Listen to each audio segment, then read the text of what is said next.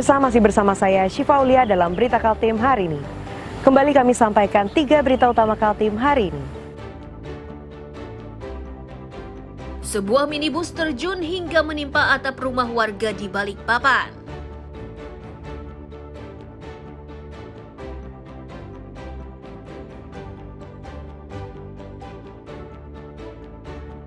Setelah sempat diadang petugas, akhirnya wartawan diizinkan masuk ke tempat pembuangan akhir sampah Sambutan.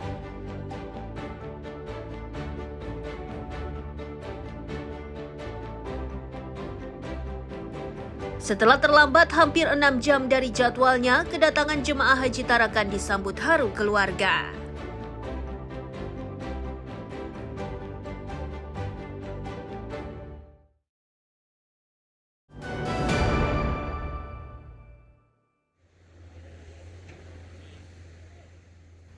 Areal tempat pembuangan akhir sampah di Sambutan Samarinda ini akhirnya membuka diri. Tidak tanggung-tanggung, wartawan yang masuk ke kawasan tersebut ditemani langsung oleh Kepala Dinas Lingkungan Hidup Endang Liansyah. Endang Liansyah mengaku jika sistem pengelolaan sampah Samarinda mendapat penilaian buruk dari Kementerian Lingkungan Hidup dan Kehutanan atau KLHK. Untuk menghilangkan penilaian buruk itu, mereka kini berupaya membenahi kondisinya.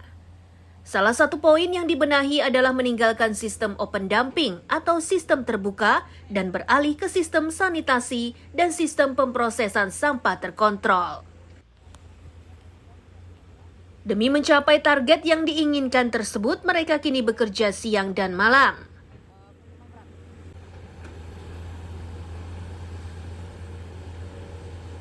Seperti sudah lihat sekarang kita sedang melakukan penataan dan pembenahan. Pelan-pelan, paling tidak kita amankan dulu lindinya. Di sana di ujung kita sudah lihat bahwa ada IPL yang sementara proses perbaikan ya. Ada alat baru, barang baru sedang dikerjakan. Karena itu harus duluan IPL ini yang akan mengolah air lindi. Kemudian terhadap lindi yang ada itu ada di tanggul. Kita lihat juga tadi kan di tanggul, tanggulnya tinggi sekali, lebih 5 meter tanggul itu. Nah, terus kita lakukan perapian. Ini kerja kami ini kerja siang malam untuk merapikan ini. Ditargetkan nanti kira-kira kalau bisa Oktober, paling telat Desember. Sudah selesai, Pak? Selesai.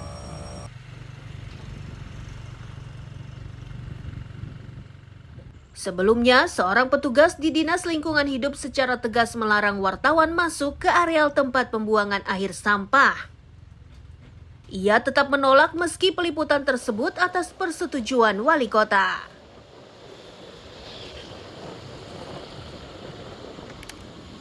Harus ada bersurat. Bersurat, oke.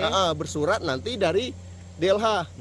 Kalau DLH ada surat menyampaikan dari pimpinan saya akan melaksanakan. Silakan Bu foto. Pak, tapi kita kalau enggak, saya tidak akan membolehkan. Oke, kita kan sudah kemarin ketemu Pak Wali dan beliau mengizinkan untuk peliputan di sini. Alasan Bapak Iya. melarang apa ini? Alasan harus ada dasar bukti yang bagaimana menguatkan saya untuk misalnya bersurat menyampaikan dari pimpinan saya. Silakan menjalankan.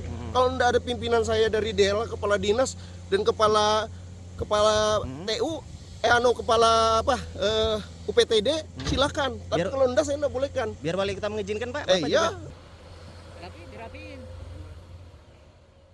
DLH Samarinda menargetkan perubahan sistem pembuangan sampah ini selesai di bulan Oktober dan paling lambat Desember 2025. Setelahnya mereka berharap bisa terlepas dari daftar kota dengan pengelolaan sampah terburuk. Amir Hamzah dan Iswanto melaporkan dari Samarinda.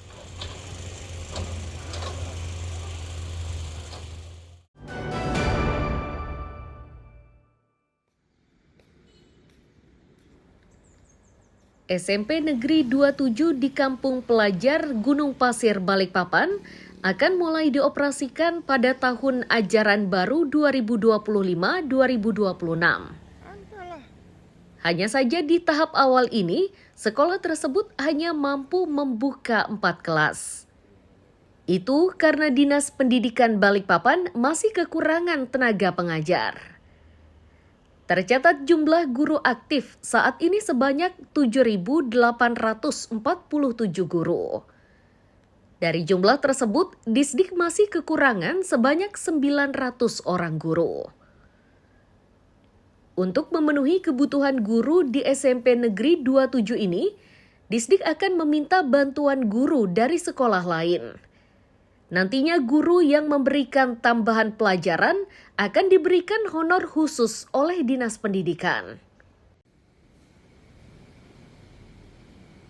Alhamdulillah sudah ya tahun tahun ajaran 2526 ini dua sekolah ini sudah akan menerima murid baru. Nggak banyak sih, baru 4 rombel dulu. Oh, masing-masing ya Pak ya? Masing-masing 4 rombel. Terus gurunya bagaimana? Nah, kalau di kalau di SMP itu enak loh. Jadi kalau misalkan gini, di SMP 27 mata pelajaran matematika berapa jam pelajaran? Terus di situ dikalikan berapa rombel? Berarti kan berarti kan memerlukan sekian jam pelajaran. Nah, jadi kita bisa minta bantuan guru dari satuan pendidikan atau sekolah yang lain untuk bisa membantu Mengisi di situ. Meski jumlah guru masih berkurang, namun pemerintah kota terus berupaya untuk menambah jumlah sekolah. Ini dimaksudkan agar pendidikan di Balikpapan merata di semua kalangan. Amir Hamzah dan Riani Mantini melaporkan dari Balikpapan.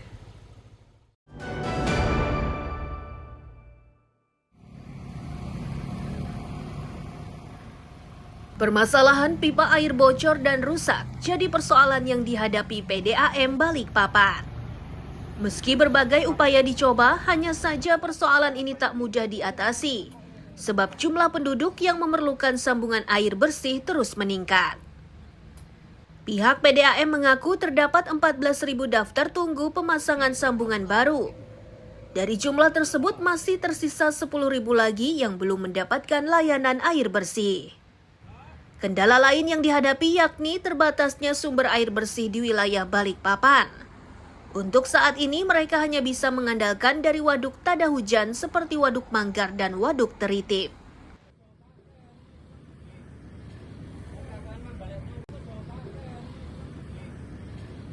Sama kita lagi memperbaiki semua pipa-pipa yang bocor sehingga efektif semua. Tahun ini ya Pak ya? Tahun ini targetnya apa? Iya, tahun ini harus dong. Jadi saat ini sih keluhan dari masyarakat lebih banyak keluhan tidak ada penyambungan baru. Insya Allah pelan-pelan mungkin akan ada penyambungan baru nih. Sudah kita buka pelan-pelan. Dari 14.000 itu sudah Sampai kemarin-kemarin. Oh, sudah terrealisasi ya Pak Sebagian ya? sudah. Sebagian sudah. Sisa 10.000. Mungkin sekitaran itu. Sekarang masih buka Pak? Hah? Masih buka Ini pendaftaran makanya baru? habis evaluasi dari kinerja dari BPKP kemarin baru kita bikin justifikasi. Untuk daerah-daerah tertentu akan kita buka sedikit-sedikit. Untuk mengatasi pasokan air bersih ini, PDAM Balikpapan akan meminta bantuan pasokan dari Bendungan Semoy Sepaku di kawasan ibu kota Nusantara. Selain itu, mereka juga masih mengerjakan proyek Embung Aji Raden yang ditargetkan selesai tahun 2026. Amir Hamzah dan Riani Mantini melaporkan dari Balikpapan.